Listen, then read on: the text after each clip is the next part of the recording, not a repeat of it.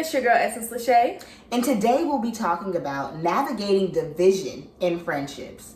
Girl, you ready to get into it? Child, let's get into it. All right, where do we start? Where do we start? That's the first question. Woo! Okay. We could just start with the first topic. Okay. So the first topic that we wrote down for this particular subject is jealousy. Just a little disclaimer for y'all. This conversation is a real deep conversation that we, had amongst each other first and felt led to bring this on this platform. So let's just get into it. And I know y'all may be jealousy. So let's get in. Yeah. What's the first thing?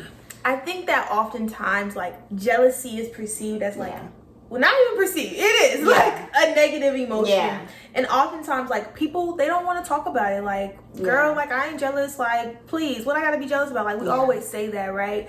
But I think that there is other things that people do envy and are jealous of, and it's not necessarily about wanting to be that person, but you may want their light, you may want their talents, you may want their money. We see all these things going on on social media, and it's easy to compare and want. And what you were saying earlier was so the thing about the coveting, all those different things. And I think that in our friendship, that I told you one day, it's and this is also I can't even be walling. Okay. But anyway, let's just okay. But I was just Zaria, I'm jealous of you. Yeah. And that was something that I sat on for a long time. I sit on a lot of things before I say it, especially now, because especially when they're so deep and it's hard to be vulnerable. How do you tell your friend you're jealous of them? What? Especially when I've prided myself on being this real person, I keep it real, So when I felt that, I felt I had to get it off my chest because I didn't want it to fester. And one thing actually that I didn't mention is that jealousy is connected to a murderous spirit.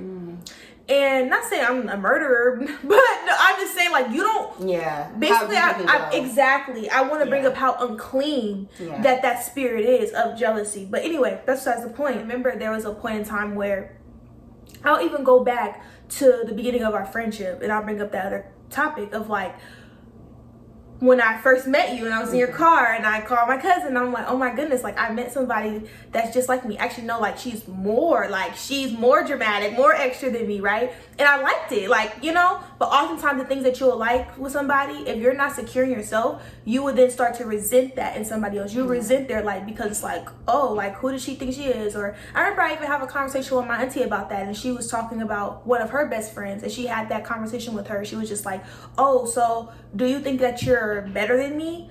And it resonated with me so much, and I'm this is a problem because I keep. And then the other girl was where's Beyonce? A girl that we went to school with. So it was all these things that I was connecting with. And I'm well, what's going on? And I didn't know where it stemmed from.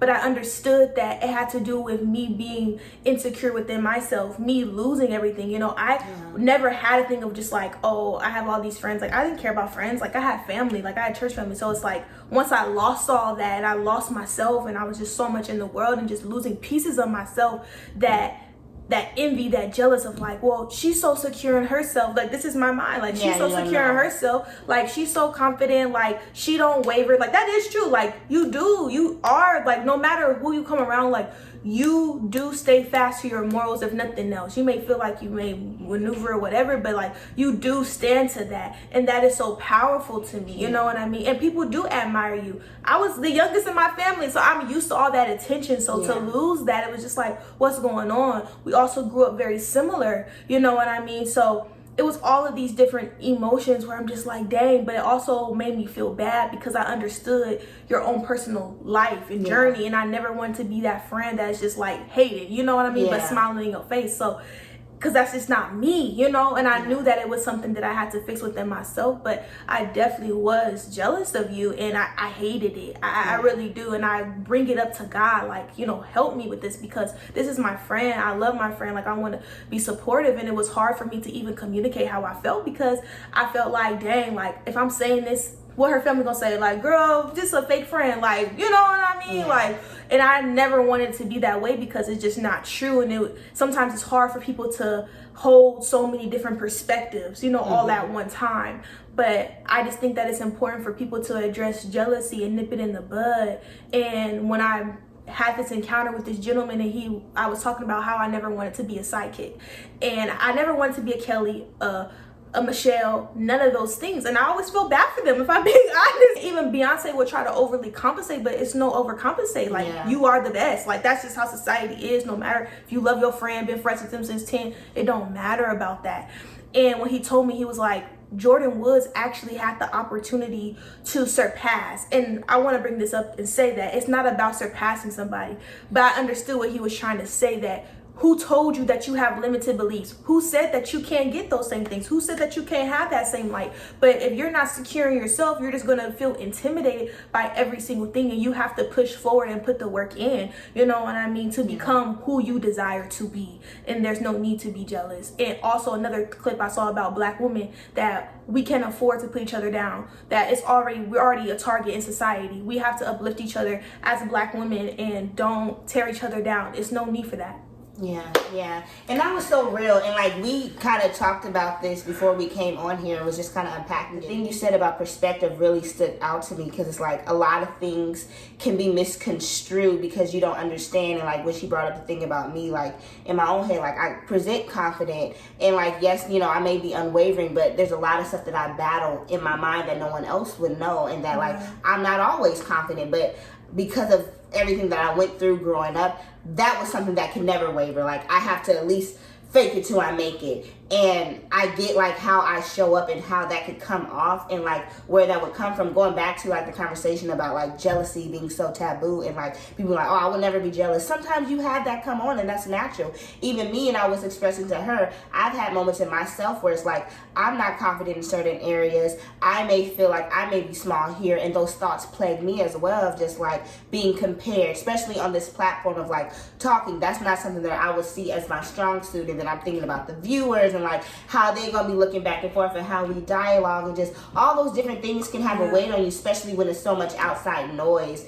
And people do really, and that's where division comes in. Like they really can come in and just shake stuff up, because it's like you don't know what somebody else is personally going inward and thinking with their own triggers, their own background. We don't have that full perspective. God only has that. So we only see how we're impacting each other until you sit down and really talk and break it down.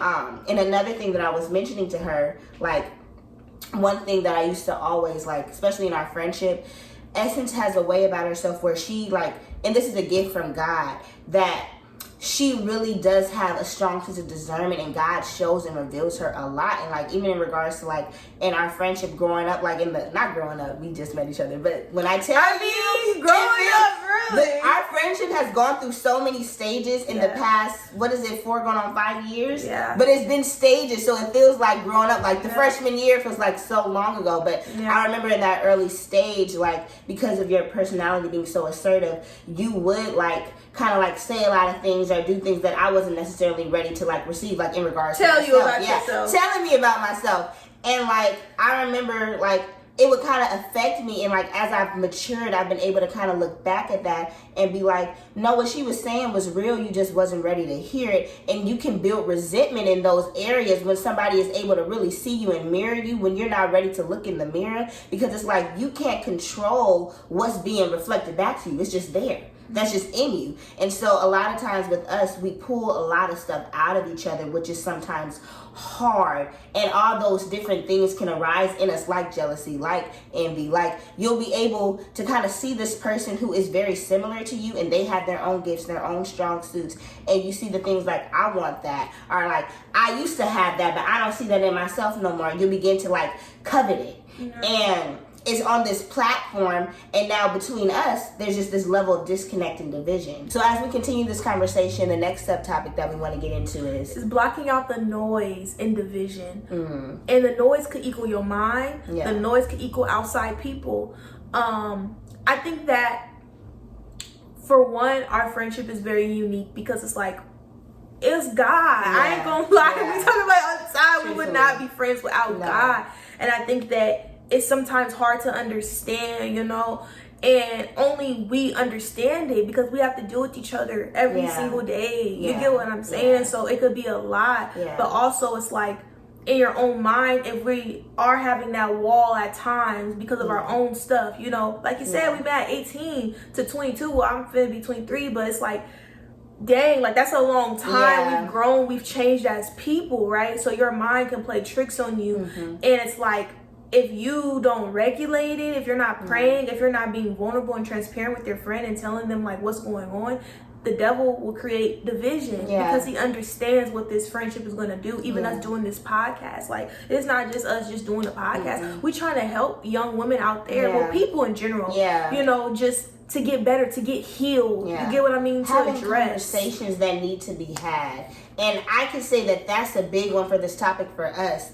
A lot was going on in our friendship over the last, like, let's say year. Like, it's been so many highs, so many ups and downs, and the biggest thing that's been coming up is the lack of communication, because once you start talking and opening up, and for me, I struggle with vulnerability a lot, so that has caused there to be a certain wall. And like, even when I was saying she doesn't have the full perspective because she may not know what I may be battling in my own personal mind, I didn't open up in that way, so it's like she's not able to connect and feel me, so that allows there to be room for division. And so little things are going to happen. We are different people, we move differently, we have different experiences that cause us to be how we be, but without communication or understanding, we're all feeling some type of way every 5 seconds, like this constantly triggering and bouncing off of each other, like we keep playing the same game. So we finally had to sit down and like really just start like, let's go back, let's take it back. What happened? The foundation. I think that people forget about the foundation, the things that happen. We have had so many situations that have gone unaddressed, or things that may not have even been known. We don't know anything. We just operate. You get what I'm saying? And I think that it is hard. You know, I talk about this all the time. Like, I grew up with boys. Like, she had a brother. You know what I mean? So it's like, that's different dynamics, you know? And it's like, us as women, I feel like society tries to divide us so much, tries to tear us down. And it's like, if we don't be honest, but you have to feel safe. And I think that division comes when it's fighting against each other. Like, I'm trying to protect myself because I've been hurt. I've had these issues. I've had all these things. So it's like, it's easy to be divided. It's easy to have all these noise in your brain that's not even real. It's easy to listen to other people, what they saying, because they don't know, and they'll never get it because they're not in this, which is why I kind of like, you got to limit that noise. You can't be going to everybody for advice, especially with this. Like, it's for us to go to God, because certain things people aren't going to understand in the perspective. You have to know the full picture. There's certain things from my childhood that causes me to act a certain way. There's certain things from her childhood, and because of the fact that we started talking and we're like, aha, God, I get it. This is why this is happening. It wasn't not charging it to your heart, because it was never in your heart to do, but these things are impacting me. So I'm like, I'm feeling it in my heart. So it's like, I'm trying not to charge it to your heart, but it's like, girl, what's up? Exactly. And that's hard to navigate, truthfully. It's very hard, especially when like we're both stubborn. You know, we both are just have very dominant personalities. So it's hard to like really hear each other for real, like hear their heart and like understanding, like, this is a person, like, we were children. You get what I'm saying? So you gotta look at it from that perspective of like healing that inner child and like not being so aggressive and not being so like it's like no, like take a step back. You know, you said a key thing about like both of us having dominant personalities, and I feel like sometimes when two people are dominant and so people are also used to like leading and doing this and that, you try so hard not to be small or not to go back to that place. So it's like you're constantly in a fight. But sometimes it's okay if you're the smaller one in the situation. That's okay. Let that person have that. Sometimes God puts stuff in them that is supposed to help you. It may not always be for you to lead. I had watched this one podcast that was talking about like just friendships and just the power and just how like discipleship can come from just being in community with a friend. Like, yes, there's leaders and older people who are going to be in your life important to you, but I have learned so much just through this friendship. And you have to be able to let your guard down and accept it. or it's like what God is doing won't be done because it's like I'm so hard up to I don't want to feel like I'm being like shut down or I don't know what I'm talking about. Well, she may know what she's talking about on this subject. I can listen, you know? Yeah.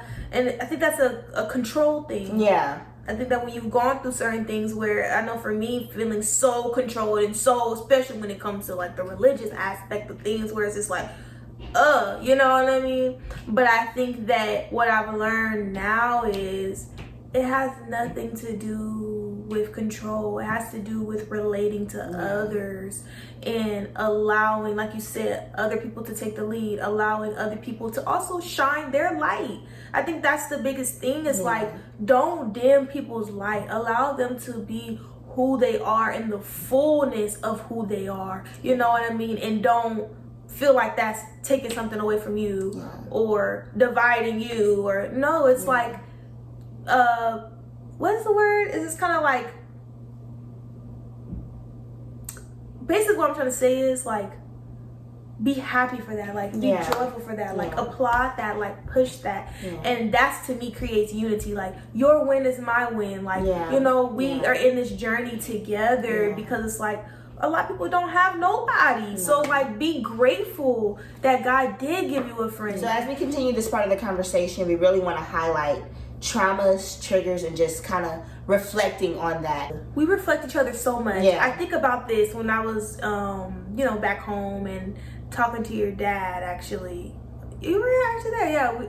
We were all going anyway, and your dad was just asking me like just different things, like how I grew up, like in the church, and like what I did. And I was just telling him, you know, like I did praise dance, I directed like the youth choir, like I did all these things, right? He's like, oh wow, like you know, did that all those things like Zaria. And it's just like, I think that we are so similar but so different, and I think that in that reflecting somebody so accurately but so different and like so opposite at the same time, literally like a mirror, right?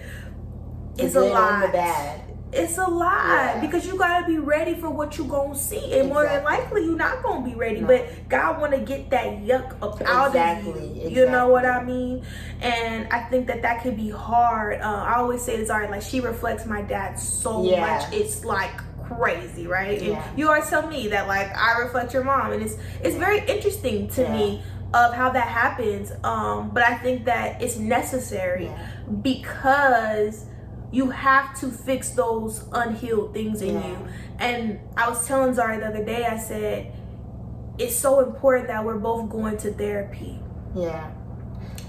What you gonna say? I was gonna say the thing about like the reflection, and like when you brought up like how I reflect your dad, and like how I say you reflect my mom, and how there's a lot of like triggers in that, tying back into the therapy of just like when it's unprocessed, you're just gonna be triggered. And so it's like you're not rationalizing that, okay, this person isn't doing anything to me, or like this is not intentional. You just know how it feels, and you know how it felt previously when it was done to you, maybe as a child or maybe many years ago, and that same wound was there. So it's like now with this person being so close to me, even though they didn't cause this wound, it still hurts the same. Because you're not even talking to that person no more. You're talking to that hurt. You're talking to your mama. You're talking to your dad, right? And that causes so many issues, because then it will cause what you were saying earlier, made me come up with the word, or come to me, reject. You will reject that. Like I say, if you're not ready, then it's like, now I'm isolated. Now, goodbye. Like, not dealing with it. And it's not helpful. And I think that our traumas, we don't understand how they impact how we operate with one another.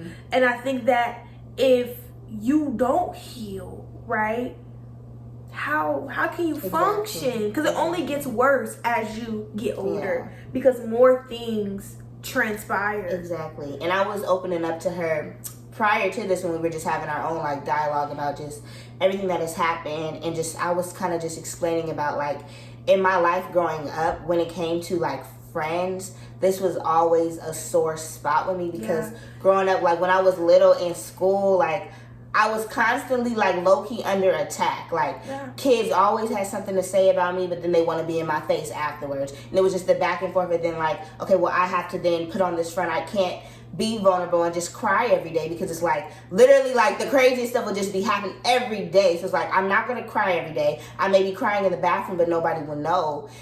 I then hold on to that, and then I build that, and then now I have this resistance when it comes to people of just like this extra wall of like, I can't let them in, I'm not going to let them keep hurting me the same way. And then when stuff starts to happen in friendships that's reminding me of like, I'm seeing this behavior is given similar to what happened with so-and-so, what's going on? And it's like, now I'm older, and because of this is so big, and like I did talk about this in therapy, when I was younger and I look back on those years, especially like in the high school time when I was looking back on, because most of this happened in my middle school years, I was just kind of just like, I wish I would have did more, I wish I would have bucked up more. And as I got older, I carried that with me. So now I am way more harder in this area than I was before, and now that's coming off to you, and you're not even seeing what's actually happening in me, the sadness of what I may be going through, or just the pain. So you have no relation to it. You're just like, I don't know what's going on with her. So you pull back. Exactly. It's like, if I see you attacking me, going crazy, it's like, I ain't messing with it. Goodbye. But what God really showed me was just like her inner child. And I'll talk about, I don't know why my voice got so, but because it means so much to me, because it really impacted me so deeply. Like I could cry right now. Like that's how deeply it impacted me. I remember we went out the other night, or went to a show, and literally I was like, Zaria, like, why are you even enjoying it? And also that's my thing. It's like always wanting to be on 1,000, have fun, you know. And I think that comes from just like wanting joy so bad because of growing up and not having that, you know, and wanting to relate to people and want all these things. And I was just like, girl, like, calm down, like, stop doing all that. And it's just like, I saw not even just her shrink herself, I saw the sadness. Like, I genuinely saw the sadness in it, and God just checked me so quick, like, you see, your family used to do you just like that when they felt like you was doing too much, or they felt like you was being extra dim in your light, and you know that did not make you feel happy. You know that made you feel sad. You know that made you feel bad. Why would you do this to somebody else? And it impacted me so bad, because I never even, I was gonna say maybe one other time I may have seen that, but I can't even really say that 100% for sure. But I had never seen you like that, and it impacted me so bad, because it was just like, I didn't want to be that bad friend that hurt Zaria, because I love Zaria so much, and she has been such a great friend to me. And it's like, I know what it feels like to just feel like you alone and you ain't got nobody. It's like these people in your face saying that they love you, but they not acting like it, you know, or they're not supporting you fully. And I think that it's so important to not push your stuff on people and truly work it out. Like, literally, you gotta go to therapy, you gotta get help, because you will end up hurting the people that God sent to you because your own stuff, you know. So I think that it's so important to really hold space for people, really try to understand people, because you just don't know. You know, and it took for God to show me that. That was nothing but God. That was nothing but God. Because I'm sure a situation probably like that could have happened before, but God gave me the eyes to truly see that in that moment. And I was like, okay. Okay. Because a lot of times I do go within myself. Like, I go back to how I responded as a kid, of just like trying to self-soothe in the moment. So it's like I immediately go back into my head, and like I do go back small, and I do battle a lot of that in my head, especially when it comes to dealing with people, because for so long I was shut down by people on a regular basis. And I feel like for me, one thing that you said a while back has really stood with me about like seeing this as safe, and that was hard to really navigate, because it's like sometimes when you don't, not even sometimes, when you don't address the trauma and those old wounds and really lay that to rest. I'm a person who suppresses, so it's like I'll push it down, but it never, if you're pushing it down, it's still there. It's just there, and it's going to rise up when something else caused it to float up again. And for me, when you said that about like seeing this as safe, I was like, yeah, like, because this is safe. She's not those people. She's not, her heart is not in the same place as those other people. She's not trying to do me like that. This is a genuine friendship. This is real. This moment may be hurting me, but say that so that can be laid to rest instead of then allowing that to fester, and then something else happens, and then now you keep being triggered, and now the trauma is growing because you just like, this equals this. I'm putting 2 and 2 together. This happened yesterday. This happened 2 weeks ago. This must be a thing, but it's like, no, it's not. There's just miscommunication. The biggest thing is communication and coming together to understand each other. So once you said those things to me about like, this is safe, I can come and speak to you. I don't got to worry about me opening my heart and then it being just shattered as well. No, I see your heart, and your heart and my heart is reflecting each other because we have love here. Yeah, and that was what I was going to say. It's like, that's not love. That's not what God says love is. Like, oh, this happened, love don't keep count of wrongdoing. You get what I'm saying? And that's another thing. We got to really start giving out biblical love. We don't be doing that. We be giving out toxic love that we was taught. That ain't love. You know what I mean? So it's just very, very, very important to just, you know, and it's heavy, deal with your stuff, man. Like, really go get some help. And just always keep an open line of communication because things will happen. People that love you will hurt you. That's just the honest truth. But it shouldn't be a consistent thing. It's be like, you know what? I did this. My bad. Let me fix it and shift. You know? And that's division. That's what the devil tries to do.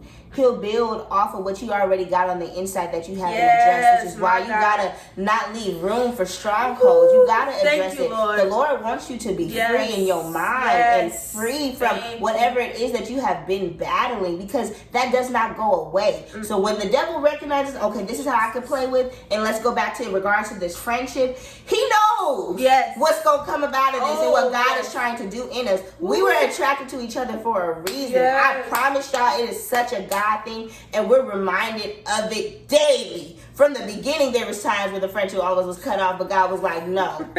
How? Like, that's why I said, like, we literally dang near know each other our whole life. And like, I remember when I was talking to my therapist, and like I was bringing up some of the issues that have happened in the friendship, and she was just saying like how it sounds like you two really care about each other, and that Essence has really caused you to grow and like has impacted you and like pulls a lot out of you. And I was like, that's so true. She does. Truthfully, in this friendship, I have learned to express myself in a way that I normally don't do with people. I'm somebody who holds things in. So even in that, like, God has been trying to pull stuff out of me to allow myself to have freedom to express myself and to have my voice and to give that back to me. So it's like there's so many little things that I see God doing in the manifestation of it. I know why the devil was mad and why that division comes in. So you got to make sure that you are, for one, going to God. This friendship will not work without God, because we have our own stuff, and until we are fully healed, God is going to be the one who is orchestrating and bringing clarity. Like you said, He revealed that to you because He knows what He's trying to do. That's so important. So important. God has definitely helped shed a lot of light on things that I need to work on within my own character. Show me that, girl, you don't know everything. You don't know all this healing stuff. Like, girl, no, you got a long way to go. God has showed me unconditional love, true vulnerability.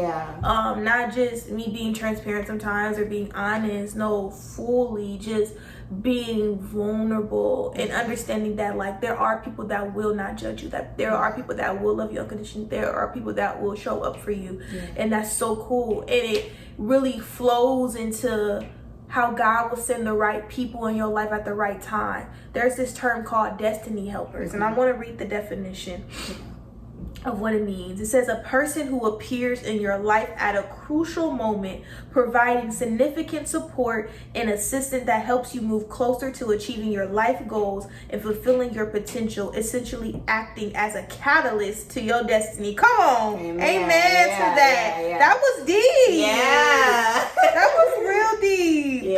But I say that all to say is that definitely Zaria showed up at the right time. I didn't even know. I didn't know I was finna go through everything I went through. Zaria didn't know she was gonna go through everything. We did not know any of this, but God did it. Divine timing. And I want to bring up, even in the midst of the division, even in the midst of like the stuff that we like battled and that we're now working through and talking about, there was still so much just life in this friendship. And going back to like the destiny helper, like, literally, you would think it was crazy. We would have like those moments with each other, but then it would be like God would then bring such a light in us, like it's so much joy here, and it's like we truly do understand each other, and it's like our friendship has given us really family. Like we are far from home, right? We are on our own. We living in this apartment, trying to make it work. Like we understand what her day to day. I know what her day to day looks like. That people won't know what her day to day battles are. She knows mine, and it's like no one will really ever get that. And it's even in the middle of the division, literally when something's going wrong, and there's been times when we was a little beefed out. My car broke down. Estes, she come get me, we talking, we done talked about why we was beefed out, we had a good time, now we coming home to watch a movie. Like, God was still giving us the joy in the middle of it. Yes. Because it's sisters, we're sisters.